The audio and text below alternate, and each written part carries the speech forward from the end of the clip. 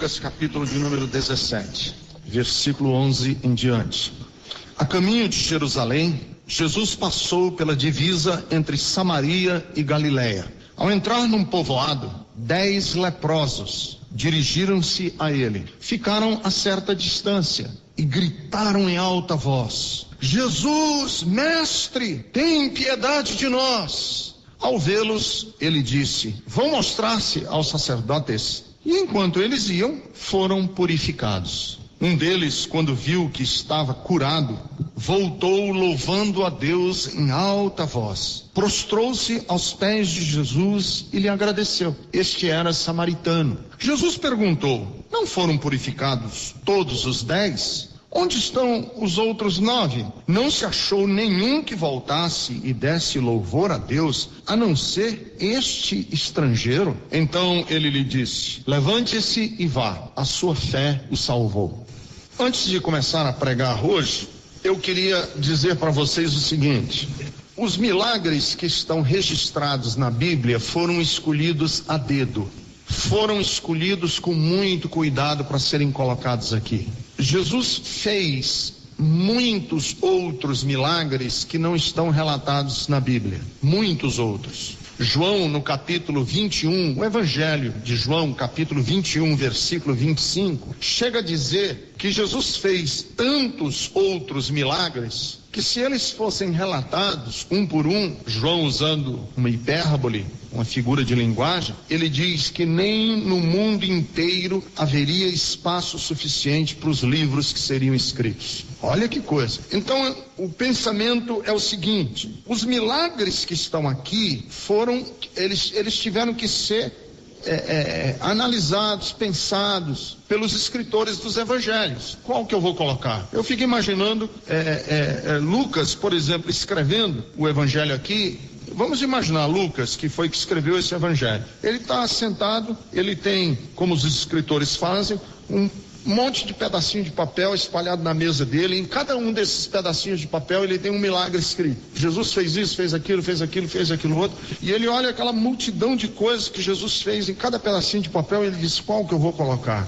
Não, esse milagre, ele é importante, mas eu não vou colocar ele. Esse milagre aqui, eu acho que não, eu vou deixar esse de lado. Não, esse eu vou colocar, esse aqui eu vou colocar, esse aqui eu vou escrever. E ele foi nesse árduo trabalho de separar entre tantos milagres quais os poucos que ele ia colocar no livro dele, porque senão ia ficar muito grande. Então, com isso, o que eu quero dizer é o seguinte: que este milagre que está escrito aqui, que eu acabei de ler para vocês, ele não está aqui por acaso. Há um propósito para que esse milagre tenha sido registrado na Bíblia. 10 leprosos, Jesus ia a Jerusalém, uma longa viagem a pé naquela época, longa. Eu que sou maratonista, fico imaginando que ele devia caminhar quilômetros e quilômetros, tipo 150, 200 quilômetros, 300 quilômetros nessas caminhadas, longas caminhadas. E quando ele vai passando na região que ficava na fronteira com Samaria,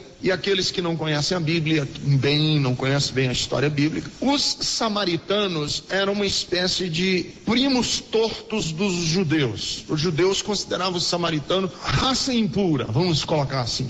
Mas não é judeu, porque no processo histórico houve uma guerra civil em que Israel ficou dividido lá nos tempos passados em Israel do Norte e Israel do Sul. O Israel do Norte chamava-se Israel e o Israel do Sul chamava-se Judá. E os samaritanos eram os do Norte. Então, é parecido, grosso modo de falar, os coreanos do Norte e coreanos do Sul. Eles são da mesma etnia, eles são o mesmo povo, mas eles estão separados. E estão separados há tanto tempo que os coreanos do Norte, daquele ditador maluco que tem lá, já tem muito pouco a ver com os coreanos do Sul. E ainda mais tem uma rivalidade, tem briga, tem guerra e tem um monte de coisa. Foi o que aconteceu com Israel. Então Jesus está passando, vou usar essa expressão, no território inimigo, que é o território dos samaritanos. Mas não era bem o território do inimigo, porque Jesus não era bobo, Jesus não era suicida, Jesus não ia passar no meio dos samaritanos para ser ostensivamente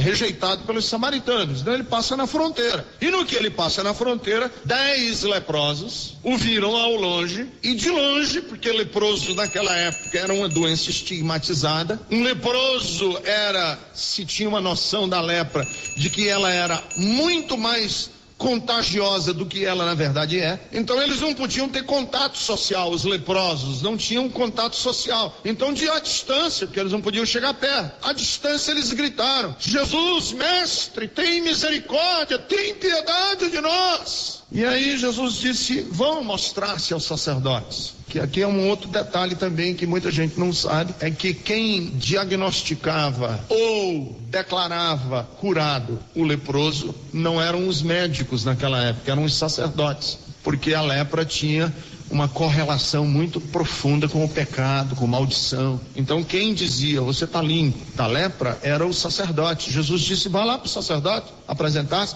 e eles vão, os 10, e no caminho todos os 10 são curados. A lepra começa a desaparecer, e eles, os 10 leprosos, ninguém sabe o que aconteceu, só um volta para agradecer. Se joga aos pés dele e começa em alta voz louvar a Deus, ajoelhado no chão, dizendo: muito obrigado, muito obrigado. E Lucas diz assim: e este era um samaritano. Era um samaritano. Nós não sabemos se os outros eram, talvez não fossem. A grande probabilidade é que os outros 9 fossem judeus. Só esse era o samaritano, e só o samaritano voltou. Então Lucas, por que que Lucas escolhe esse milagre para colocar aqui e dizer assim: eu preciso relatar isso, eu não posso deixar esse milagre fora, tá vendo? Lembra? Vários papeizinhos com vários milagres registrados, e ele pega um e diz: não, esse aqui, puxa vida, foi lindo esse milagre, mas não vai caber, eu tenho que deixar eles fora. Puxa vida, esse milagre aqui, maravilhoso, mas não vai caber, eu tenho que deixar ele fora. Quando ele viu dos 10 leprosos, ele disse: esse eu tenho que colocar no meu escrito. Esse eu não posso deixar fora. Por quê? Há algumas características nesse milagre que são interessantes. Primeira característica nesse milagre é que uma cura de lepra. E é interessante registrarmos de antemão que Jesus curou lepra muitas vezes e não curou outros tipos de doença. Teve doença na Bíblia que a Bíblia não relata nenhuma vez que ele curou, mas lepra ele curou. E os relatos de cura de lepra são frequentes. Então é interessante a gente perguntar por que que há uma preferência dos escritores sagrados em registrar os casos de lepra na Bíblia. A preferência é porque a lepra era uma doença estigmatizada. Os leprosos eram alienados, escanteados. Então há um significado em colocar as curas de lepra na Bíblia. Qual é o significado? Que as pessoas mais estigmatizadas de uma sociedade eram bem-vindas em Jesus. Os casos mais extremados de pessoas rejeitadas por uma sociedade eram acolhidas por Cristo, no caso a lepra. Então nós já podemos fazer logo uma primeira inferência aqui, é que nós criamos uma cristandade, um cristianismo em que nós lidamos basicamente com as pessoas nem tão ruins e nem tão boas. Nós temos pouquíssimos casos de pessoas que vivem situações extremas da sociedade brasileira. Por exemplo, pessoas absolutamente pobres e miseráveis, mendigos, nós não temos muitos, sujos. Nós temos um cristianismo que abraça e abriga pessoas que nem são, tanto nem tão pouco, nós estamos na média. Só que Lucas diz o seguinte: o ministério de Jesus foi com os extremados. Com quem que Jesus lidava no dia a dia? Com os endemoniados, com os mendigos, que no nascedouro, o cristianismo que hoje é associado à pompa, à burguesia, que é associado à prosperidade, que é associado à riqueza, no seu início era uma religião de esfarrapados, de mulambentos, que quem foi abrigado, quem foi abraçado inicialmente pela fé cristã foram pessoas de situações extremas, as prostitutas, os leprosos. Então quando você fala de leproso, você está dizendo naquela época que era a escória da escória. Que lembre-se que nós não estamos falando de leproso que está em corredor de indigente da Santa Casa de Misericórdia, não, que naquela época não existia isso. É gente que está apodrecendo nos lixões, situação extrema. Mas isso não é para nos angustiar, isso é para dizer o seguinte: que você que se sente muitas vezes em uma situação de abandono extremo, por um motivo ou por outro, porque o seu filho morreu e você está se sentindo num abandono extremo, porque nada pode ser feito por você, que você se sente num abandono extremo da vida, e essa sensação não tem nada a ver com dinheiro, não tem nada a ver com riqueza, tem a ver com percepção da vida. A mensagem do Evangelho é que todas as pessoas que têm uma percepção da vida e num determinado instante se sentem absolutamente perdidas e abandonadas e esquecidas, esses estão sendo sim acolhidos por Deus. Segundo, de novo Jesus elege um personagem que é o Macunaíma da história. De novo nós temos um Macunaíma aqui. Quem é o Macunaíma? O Macunaíma da história é um samaritano. E quantas vezes na Bíblia Jesus elege os samaritanos como heróis? Isso era um tapa na cara do judeu. Isso era um tapa na cara da religiosidade. Quem é o herói da história? É o inimigo. Quem é o herói da história? É aquele que a gente olha enviesado para ele. É o samaritano. Jesus disse: quem voltou? Ah, foi um samaritano? Interessante. E os outros? Certo homem foi jogado na beira de uma calçada da vida porque foi roubado. Os ladrões e os salteadores o deixaram meio morto na beira da calçada. Passava por lá um sacerdote e deu as costas. Passava por lá um doutor da lei, judeu, e deu as costas. Mas, por acaso, passou por aquela estrada um samaritano. E o samaritano se dobrou sobre aquele homem, curou as suas feridas e fez o bem para o próximo. Samaritano. Quantas vezes Jesus elege os samaritanos como o herói dele? Samaritano. É um pouco isso do Macunaíma, o anti-herói. Quem a gente menos espera, de quem a gente menos aguarda. Por isso eu como nordestino, li avidamente Os Sertões de Euclides da Cunha, e a história do Euclides da Cunha nos sertões é essa. É que quando o conselheiro lá no interior de Alagoas, Antônio Conselheiro, estava lá fundando o seu povoado, né? E aí as tropas federais da República quiseram esmagar Antônio Conselheiro, reuniram soldados paulistas aqui de São Paulo para ir lutar contra as tropas de Antônio Conselheiro, os jagunços do interior do Nordeste. E aí saíram os rapazes daqui, tudo forte, bem equipado de fuzis e de metralhadoras, e quando foram enfrentar os jagunços de Antônio Conselheiro, eram uns nordestinos magrinhos, pirralhinhos, seco, mas eram ruins que só eles mesmos. E aí as tropas de Antônio, as tropas federais perderam sucessivas vezes as batalhas com os jagunços nordestinos. Por quê?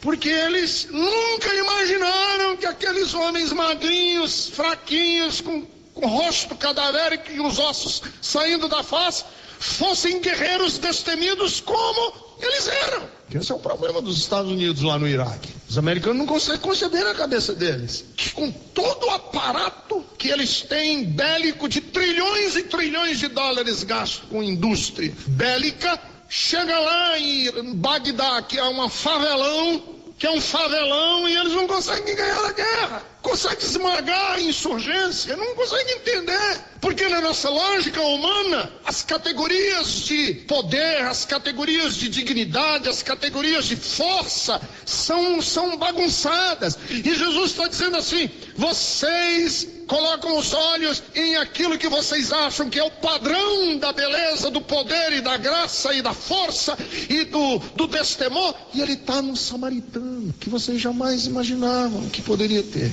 Samaritano, que vocês olham com desdém, que você olha por cima para baixo e diz: esse povinho, Patuleia, Zé Povinho. E é esse Zé Povinho que consegue manifestar as coisas mais bonitas que muitas vezes nós, soberbos, não conseguimos detectar e ver. Expressões bonitas no rosto daquele que a gente não imagina. Então ele elege o samaritano como um herói. E há um outro elemento nesse milagre aqui que me chama muita atenção, que é uma frase que Jesus diz, muito interessante essa frase. Ele despede de novo um convertido dele com uma frase, que é muitas vezes repetida na Bíblia, essa frase, de Jesus. Qual é a frase? Vai embora, a tua fé te salvou. Essa frase foi repetida várias vezes, com diferentes personagens com os quais Jesus teve contato. Vai, vai embora. Lembra da mulher apanhada no próprio ato de adultério, que os religiosos queriam apedrejar? E Jesus começou a escrever na terra, e eles foram embora. Jesus olhou para a mulher que tinha sido apanhada em adultério e disse: mulher, onde estão os teus acusadores? Ninguém te acusa? Nem eu tampouco. Vai em paz e não peques mais. Vai. Ou aquela mulher do fluxo de sangue que tocou na orla do vestido de Jesus, lembra? Jesus disse: mulher, vai embora, a tua fé te salvou. Lembram do endemoniado gadareno, que Jesus expulsou os demônios, que eram a legião que viviam dentro dele? Jesus disse: vai embora e conta para a tua família as coisas que vai o teu caminho, segue a tua vida, vai construir a tua história de vida, vai embora. Então a pergunta que devemos fazer: por que Lucas preocupou-se em colocar esse milagre aqui? Eu já disse, por 3 motivos básicos. Primeiro, porque é uma cura de lepra, e Lucas disse: essa cura, Jesus falou tanto em lepra e tocou tanto nessa questão de lepra, que a gente tem que deixar para as gerações futuras que os leprosos foram bem-vindos. Segundo, é que ele, de novo, elege os samaritanos como sendo o herói. Terceiro, é que Jesus insiste nessa frase, e se ele tocou essa frase tantas vezes, vai embora, vai em paz, é porque Jesus, a gente precisa entender o que significa essa frase. Então, há algumas coisas que eu queria tocar com vocês hoje aqui na minha mensagem, com respeito a este milagre. Não vamos nos perder nos detalhes do milagre, vamos nos concentrar naquilo que é mais forte nesse milagre, quer dizer, a mensagem mais forte. Qual é a mensagem que salta aos nossos olhos em primeiro lugar quando você lê sobre esse milagre? Primeira coisa que chama a atenção de você quando a gente lê esse milagre é que fé bíblica também pode ser traduzida como gratidão. Ser grato é ter fé. Isso não é intrigante? Porque vejam comigo, meu raciocínio: 10 leprosos foram curados de lepra, correto? Para esses 10 leprosos serem curados de lepra, quantos dos leprosos curados de lepra exerceram fé? Não, 10. Todos os 10 foram curados. Todos os 10 foram curados. A Bíblia diz: sem fé é impossível agradar a Deus. Mas Jesus diz: só a tua fé te salvou. E esta fé que salvou é diferente da fé dos outros, em que os outros não tiveram fé para serem curados da lepra? Sim ou não? Então, por que esta fé aqui, que Jesus está especificamente elogiando, é diferente das outras? Porque essa aqui teve um elemento e um ingrediente que diferencia da outra. E qual é o elemento que diferencia esta fé da fé que produziu a cura divina? Gratidão. Só um voltou para agradecer. Jesus disse: os outros, cadê? Tiveram fé para ser curados, né? Não lindo? Clap, clap, clap, clap. Parabéns, parabéns, parabéns. Fé para ser curado é um tipo de fé, mas fé para ser salvo precisa ter o elemento da gratidão que você mostrou que teve. Mas aí vem uma pergunta para nós: e pastor, quando se diz que tem uma fé que cura e uma fé que salva, uma fé que...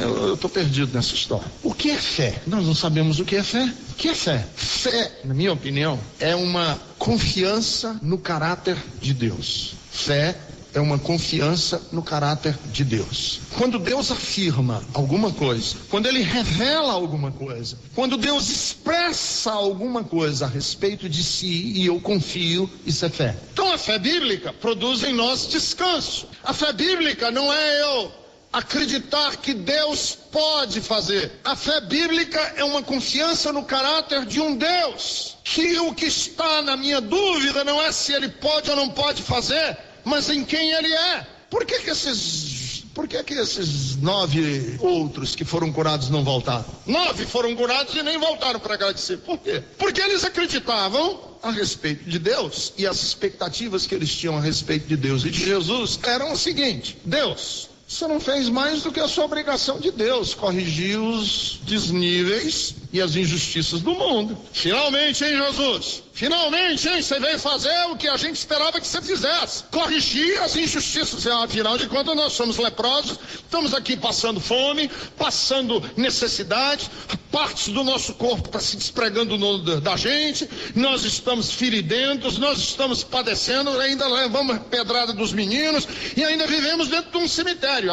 Então finalmente você veio e resolveu. E vocês não vão lá agradecer? Agradecer coisa nenhuma, ele só fez a obrigação dele. Para que ele veio ser Jesus? Eu não pedi para ele vir ser Jesus. Ei, Deus, Eu não te pedi para você ser Deus, você se meteu nesse negócio de querer ser Deus, agora resolva. E aí, quando você fizer, não fez mais do que a sua obrigação. Você, afinal de contas, é Deus e eu sou gente. E na minha relação com a divindade é o seguinte: você faz o que você deve, eu cumpro a minha parte aqui e estamos quites. Porque o que eu espero de Deus é o quê? Que Deus cumpra com as responsabilidades dele, que é, na verdade, o parâmetro da nossa relação com Deus hoje. É como Deus funciona. Deus funciona bem? Deus fez mais do que sua obrigação. Afinal de contas, você é Deus, onipotente, poderoso, faz tudo. Me viu nessa desgraça e me tirou da desgraça, você só fez sua obrigação de ser Deus, cara. Essa é a atitude das pessoas. E por isso, por que eu vou agradecer? Agradecer pelo quê? Eu vou agradecer pelo quê? Você não fez nada do que a sua obrigação máxima e divina. Porque essa é a maneira como a maioria dos religiosos se relaciona com a divindade. É uma espiritualidade de contrapartidas. Uma espiritualidade de contrapartida. Eu faço a minha parte e espero que você cumpra a sua. Você que disse que era fiel. Não fui eu que disse, você que disse que era fiel. Então seja fiel comigo. Essa é a nossa atitude arrogante, pecaminosa, porque nós nos relacionamos com Deus não na base da intimidade e da relacionalidade, nós nos relacionamos com Deus na base da funcionalidade. E isso é doente, isso é feio. Que você corrija as injustiças, que você faça um milagre, afinal de contas você pode. Funcione como Deus, a contento.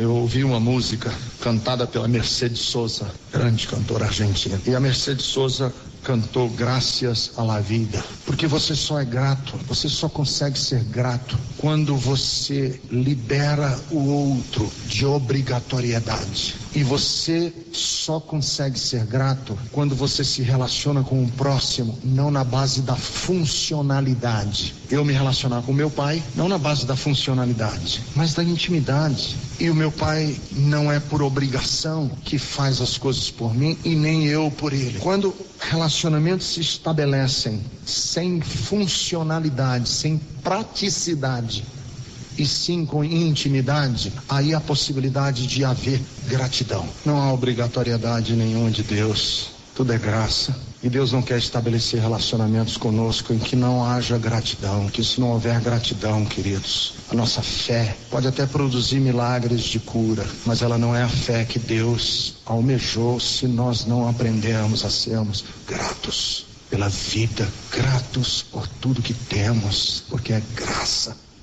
Você podia ter nascido em uma outra circunstância, você podia ter vivido numa outra realidade, e o que você tem hoje é graça. Mas esse milagre me chama muita atenção, para que Jesus mostrou que os sinais do reino podem acontecer sem a intermediação da religião. Não precisa de religião. Ele mostrou e deixou patenteado que os sinais do reino aconteceriam sem a intermediação religiosa. Vai apresentar-se ao religioso, porque a lei mandava que assim acontecesse, mas foi no caminho, antes de chegar lá, antes de entrar pelas portas da religião, o milagre já aconteceu. Nem foram ver os sacerdotes. Isso para nós é lindo. Que o religioso não pode se arvorar de querer ser a interface entre Deus e os homens. Não é a religião. É verdade que Jesus frequentava a sinagoga, mas Jesus não precisou da sinagoga para mostrar os sinais do reino de Deus entre os homens. E isso deve baixar a nossa bola institucional. Nós não somos a agência de Deus na terra única. A igreja pode ser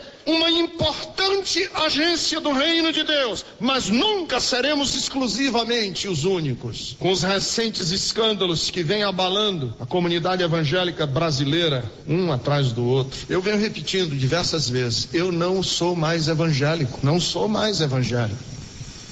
E uma pessoa me escreveu essa semana um e-mail, e aí o e-mail dele é assim, bem curtinho. Ele dizia assim: Pastor Ricardo, então me explique como é que você vai conseguir seguir o evangelho se o senhor não for mais evangélico. E eu respondi para ele assim: exatamente para poder seguir o evangelho é que eu estou precisando me afastar dos evangélicos. Querido, sabe por que eu estou dizendo isso? para dizer para você o seguinte: tem muita gente que chega para mim e fala: pastor, impõe as mãos na minha cabeça para o senhor, ora por mim. Por quê, meu? Porque sua oração é mais poderosa com Deus. Você acredita mesmo nisso? Você acredita mesmo nisso, que minha oração é mais poderosa com Deus? Você acredita mesmo que eu, homem de Deus, tenho um sopro tão poderoso que eu derrubo uma igreja inteira se eu soprar em cima de vocês? Você acredita mesmo nisso? Acredito, pastor. Pois se você acredita, você não conheceu ainda o Evangelho. Porque no Evangelho a instituição religiosa é importante, mas ela não é imprescindível para a concretização do reino. O milagre não acontece por causa da intermediação do sacerdote. O milagre acontece na ordem de Jesus. E a ordem de Jesus não precisa necessariamente passar pela instituição religiosa. Eu estou pregando até contra mim mesmo, contra a igreja. Você não precisa da igreja. Você não precisa da intermediação da igreja católica. Você não precisa do aval do Papa, ou do Ricardo Gondim, ou do apóstolo fulano. Esse é o espírito do Evangelho. É que Jesus ia assim, Jesus frequentava a sinagoga, dava oferta dele, ia no sábado, porque ele era judeu, todo sábado ele estava lá na sinagoga. Mas o reino de Deus, para se concretizar, não precisou da sinagoga. Por que eu estou dizendo isso? Porque eu conheço muita gente que diz: minha fé está tão fraca, pastor, o que é? A minha igreja é uma igreja muito ruim. Ou eu não estou conseguindo louvar. O louvor dessa igreja, pastor, eu não estou conseguindo louvar. Peraí, amigo. Adorar e louvar a Deus não é uma coisa que a gente bombeia do louvor da Bethesda para você poder louvar a Deus. Isso é algo que tem que acontecer na sua vida individualmente. São 10 leprosos caminhando por uma estrada e neles se concretiza uma dimensão do reino. E não tem nada a ver com a igreja, porque eles nem chegaram lá. Nem se apresentaram ao sacerdote. É no caminho que a coisa vai acontecer. Terceiro lugar, acontece esse milagre para ficar patenteado que a sensibilidade humana, semelhante à gratidão, tem valor espiritual. Sermos gratos é igual a ter fé. Então, veja, quando a gente demonstra certas e determinadas coisas na Bíblia que a gente nem considera como sinal de fé, Jesus dizia assim: isto é fé. No caso desse rapaz aqui, que veio, foi gratidão. Mas há outras dimensões de fé que são consideradas suficientes para salvar uma vida. Por exemplo, a mulher do fluxo de sangue, que tinha uma hemorragia ginecológica e ela perdia sangue, e isso na tradição e nas leis cerimoniais judaicas a tornavam a mulher também excluída da sociedade, porque ela era considerada religiosamente impura por causa da sua menstruação. Esta mulher, quando ouviu falar que Jesus estava ali naquela redondeza, ela disse: se eu tocar na orla do vestido desse homem, eu serei curada. Ora, uma mulher que faz essa declaração, nesta hora que ela disse isso, ela já está com fé. Muita fé. Porque fazer uma declaração dessa é preciso muita fé. Se eu tocar na orla do vestido dele, eu serei curada. Mas na hora em que ela falou isso, ela foi curada? Não. Para ela ser curada, ela precisou sair de casa, ela precisou enfrentar uma multidão, ela precisou ir até onde Jesus estava. Quando Jesus estava de costas e a mão da mulher tocou na orla do vestido de Jesus, a Bíblia diz: naquele instante ela foi curada de todo o seu mal. E aí Jesus diz para ela assim: mulher, a tua fé te salvou. Que fé? Ela ter acreditado que ele podia curar? Não, porque isso ela acreditou em casa e estava doente. O que é fé? Quando a gente fala dessa mulher do fluxo de sangue, fé para essa mulher que tinha um fluxo de sangue é perseverança, é um compromisso de levar adiante aquilo que eu compreendo. Isso é fé. No caso dos 10 leprosos, fé foi ser grato e dizer muito obrigado. Isso é fé. No caso da mulher do fluxo de sangue, foi traduzir aquilo que ela compreendeu e disse e afirmou num gesto. Mas Tiago diz que fé é quando nós agimos e fazemos alguma coisa. Tiago diz: mostra-me a tua fé sem obras, que eu te mostro a minha com obras. Fé não é simplesmente dizer, não, eu aceito, não. Isso para mim é verdade, pastor. Maravilha. Maravilha, ótimo. Tiago diz: isso não é fé. Fé é quando isso que eu digo me leva a agir, me leva a fazer alguma coisa. Fazer o quê? Cuidar do órfão e da viúva nas suas necessidades. Isto é fé. Então nós temos uma dimensão de fé hoje nas igrejas evangélicas que é muito esotérica. É você sentir um calor. Como foi que você se converteu? Não, eu estava lá no culto, e aí o pastor estava pregando, e aí queimou um negócio aqui dentro de mim, e eu agora sou crente. Eu acho que as palavras podem produzir esse calor, mas isso não é fé. Fé é quando isso se transforma em gratidão, em perseverança. A Bíblia diz assim: é na perseverança que vocês vão salvar a alma de vocês. Isso é fé. Fé é quando algo me acontece e eu me comprometo, e esse compromisso gera uma ação. Eu estava nu e tu foste me dar, foste me vestir. Eu estava com fome, tu foste me dar de comer. Eu estava com sede e tu me deste de beber. Eu estava preso e tu foste me visitar. Mas, Senhor, quando que isso aconteceu? Quando você estava fazendo a um desses pequeninos, a mim você estava fazendo. Entendem que o reino de Deus não é apenas blá blá blá, blá blá blá, blá blá blá, blá blá blá, blá blá blá. Porque de blá blá blá o mundo está cheio.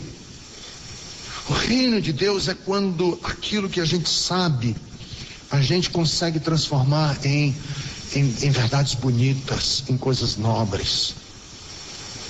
E já que hoje eu estou apostando em poesia, tem uma poetisa mineira chamada Adélia Prado, que eu acho ela muito preciosa. Ela tem um texto lindíssimo sobre os jeitos diferentes de amar. Porque o grande propósito do cristianismo que é gerar em nós uma qualidade de vida parecida com a desse leproso, que se mostra com gratidão, com gestos, com doçura. Quando o reino de Deus entra na nossa vida e nos transforma em pessoas parecidas com Jesus. Você quer fé bíblica? Quer viver a fé cristã? Você precisa ser magnânimo, nobre, educado, doce, humilde. Você precisa ser grato. Você precisa ser uma pessoa sem ira, sem raiva, sem ressentimentos. Isso é fé cristã. Não é blá blá blá cristão, afetação no púlpito. Para com isso, vai, meu. Eu quero ver gente boa, gente bonita, gente que sabe amar, gente que mostra isso nas atitudes. Para com isso. E a Adélia Prado diz assim, olha que lindo: uma personagem põe-se a lembrar da mãe, que era danada de braba, mas esmerava-se na hora de fazer 2 molhos de cachinhos no cabelo da filha, para que ela fosse bonita para a escola. Meu Deus, quanto jeito que tem de ter amor. É comovente, porque é algo que a gente esquece. Milhões de pequenos gestos são maneiras de amar. Beijos e abraços são provas mais eloquentes, exigem retribuição física, são facilidades do corpo. Porém, há diversas outras demonstrações mais sutis. Mexer no cabelo, pentear os cabelos tal qual aquela mãe e aquela filha, tal como namorados fazem, tal como tanta gente faz, cafuné, amigas colorindo o cabelo da outra, cortando a franja, puxando o rabo de cavalo, rindo soltas. Quanto jeito que há de amar, flores colhidas na calçada, flores compradas, flores feitas de papel, desenhadas, entregues em datas nada especiais, com lembrei de você. É este o único e melhor motivo para as azaleias, para as margaridas, para as violetinhas. Quanto jeito que há de amar!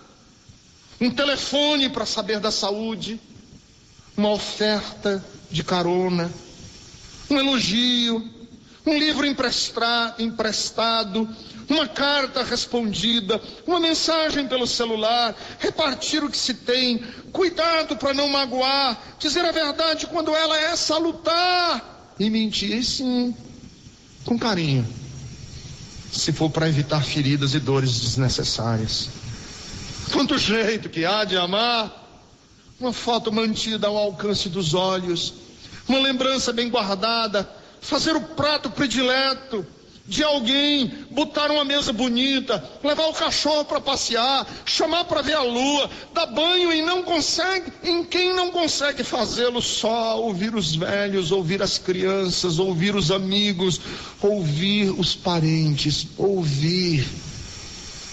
Quanto jeito que há de amar, orar por alguém, vestir roupa nova para homenagear, trocar curativos, tirar para dançar, não espalhar segredos, puxar o cobertor caído, cobrir, visitar doentes, velar, sugerir cidades, filmes, CDs, brinquedos, brincar. Quantos jeitos que há de amar! E aí a Adélia Prado diz o quê?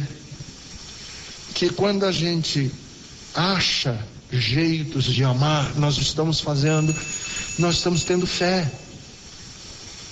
Isso que Jesus quis dizer. Isso é fé. Fé não é a gente ficar com a cabeça no céu, borbulhando de verdades e esperando emanações esotéricas. Isso não é fé. Fé é quando a gente conhece coisas a respeito de Deus e aí a gente começa a mostrar isso no mundo, a exalar o perfume de Cristo na vida das outras pessoas. Jesus disse para um samaritano: olha, esse teve fé. Por quê? Porque ele está de joelhos agradecendo. E isso é que eu quero que aconteça na vida dos meus filhos. Uma mulher quebra um vidro de perfume na cabeça de Jesus. Jesus disse: essa teve fé. Por que, Jesus? Porque ela quebrou o perfume e creu que Deus ia dar uma loja do Boticário para ela? Não. Porque ela soube traduzir aquilo que ela sentia em gestos. Isso é fé. Ela soube expressar no mundo aquilo que ela acreditou no coração. Cristianismo é isso, queridos. Cristianismo não é vir para uma igreja, cruzar os braços e dizer: me dá, Deus, me dá, eu quero, eu preciso, me dá. Mais. Isso não é cristianismo. Isso é paganismo. Isso é a religião de Baal,